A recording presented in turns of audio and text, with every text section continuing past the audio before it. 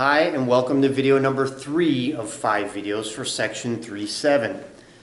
Video 1, we looked at L'Hopital's rule, indeterminate form. Video 2, indeterminate products. So we had two functions multiply by each other, but we had to manipulate them so that we were able to apply L'Hopital's rule. In this video, we're going to look at indeterminate differences. So as the name implies, differences mean subtraction. And in this situation, we might end up with infinity minus infinity. And depending which one's getting bigger faster, this may just go to infinity, it might go to 0, it might go to a number. We don't really know. So what you're going to want to do with these guys is you're going to either try to combine them. So if they're fractions and you can find a common denominator, combine them into one piece and then see if you can apply L'Hopital's, or try to factor something out of the difference. And when we do that, then see are we able to apply L'Hopital's to either the whole thing or a piece of it. So let's look at an example. Let's say we want to find the limit as x approaches pi over 2 from the left side of secant x minus tangent x. So this one, if you think back to the graphs of secant, well, as we approach pi over 2 from the left side, that value is going to what? It's going to infinity minus, well, tangent of x is what? Negative pi over 2 to pi over 2. As we approach pi over 2, where's the graph going? It's also going to infinity. So this one is infinity minus infinity. It's an indeterminate difference. So what we need to do here is try to combine these if we can. So this is where you got to think back to your Math 120, your trig classes. This is what? This is the limit as x approaches pi over 2 from the left side. Well, secant is what? As a fraction, it's 1 over cosine.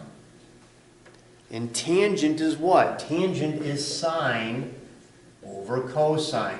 These are all x's here. So they already have the same denominator. That's nice for us. So we have what? The limit as x approaches pi over 2 from the left side. If I combine these, I end up with cosine of x in the denominator. And what do I get in the numerator? 1 minus sine of x. So now, if I apply pi over 2, what do I get? Well, sine of pi over 2 is 1. 1 minus 1 is 0. And cosine of pi over 2 is what? It's also 0. And you have to do that. You can't just say at this point, oh, I'm just going to apply L'Hopital's. It must be one of these where that's what I have to do. You need to verify that you actually have an expression that has the indeterminate form so you can use L'Hopital's. So you need to plug that in and verify that, yes, this is indeed 0 over 0. So now I can apply L'Hopital's and take the derivative of the numerator and the derivative of the denominator. So derivative of the numerator is what? Well, derivative of 1 is 0, minus derivative of sine is cosine. So I end up with a minus cosine in the numerator.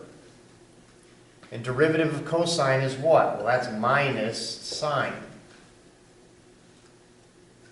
So now if I plug in my pi over 2, cosine of pi over 2 is 0, so it's negative 0, so we're just going to call it 0.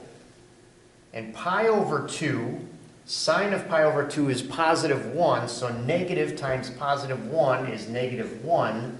So this is 0 over negative 1, which is what? It's 0.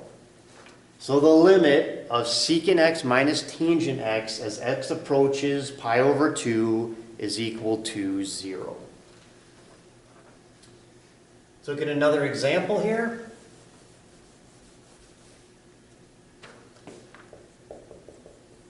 So this one is number 31 from the book.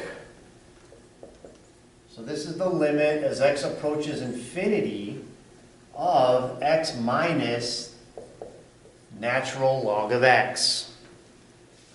So what were our two hints to try to solve? Oh, well, so first let's plug in the infinity. So I get what? Infinity minus, well, the natural log of infinity is also infinity. So I have this indeterminate difference, infinity minus infinity. So I can't really combine them. They have denominator of 1. There's not like this last one where I could change them to a trig function, have the same denominator. So I'm going to factor something out of here. Well, it doesn't really look like there's anything to factor out, and so it's a little math trick we're going to do here. I'm going to factor out an x. So if I factor out an x out of this one, what am I left with? I'm left with 1 minus, and if I factor out an x out of here, well, I can't take that x out. This is natural log of that function. So if I factor a 3 out of some expression, what do? I divide everything by 3, right? So same idea here. If I factor an x out of this term, it means I have to divide this by x, which gives me what? Natural log of x over x. And you can see it's the same thing I started with, just distribute back. X times 1 is x. X times negative natural log over x, well, the x's cancel, so I'm just left with natural log of x. That's why I say it's kind of a math trick, is that we didn't really see it there, but we can essentially factor it out, so we're dividing by that value. As long as x isn't 0, which it's not, it's going to infinity here. So now, if I plug in infinity, what do I get? Well, I get infinity times 1 minus, well, natural log of infinity is infinity, all over infinity. So what do I have here? I have an indeterminate form, right? So if I want to find the limit of this piece, I need to first figure out what is this guy, what is just this piece trending to as I approach infinity. So I'm only going to apply L'Hopital's on this piece here. That's the only thing I'm applying L'Hopital's to. Because I know that as I approach infinity, this is going to infinity. And as I approach infinity, this stays at 1.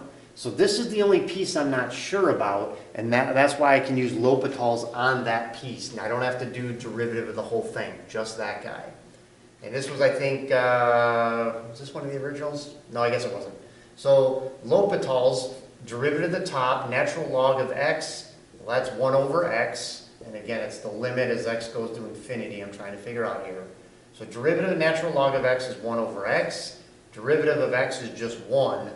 So as I plug in infinity, this is 1 over infinity divided by 1. So in the numerator, 1 divided by infinity, 1 divided by a huge, huge number is what? It's almost 0.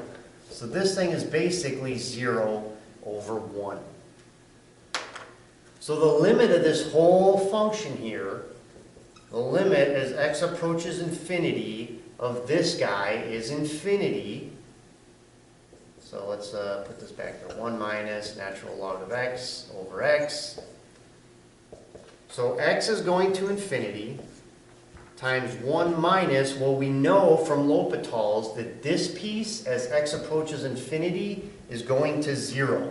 0 over 1 is 0. So I can actually just plug in 0 for that one. So this is infinity times 1, which is infinity.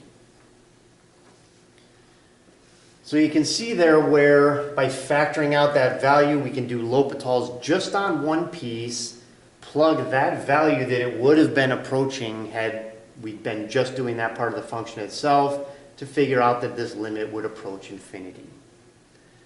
So that's the end of video 3. Come on back, we'll look at one more type of indeterminate, and then in video 5 we'll look at a bunch of different examples.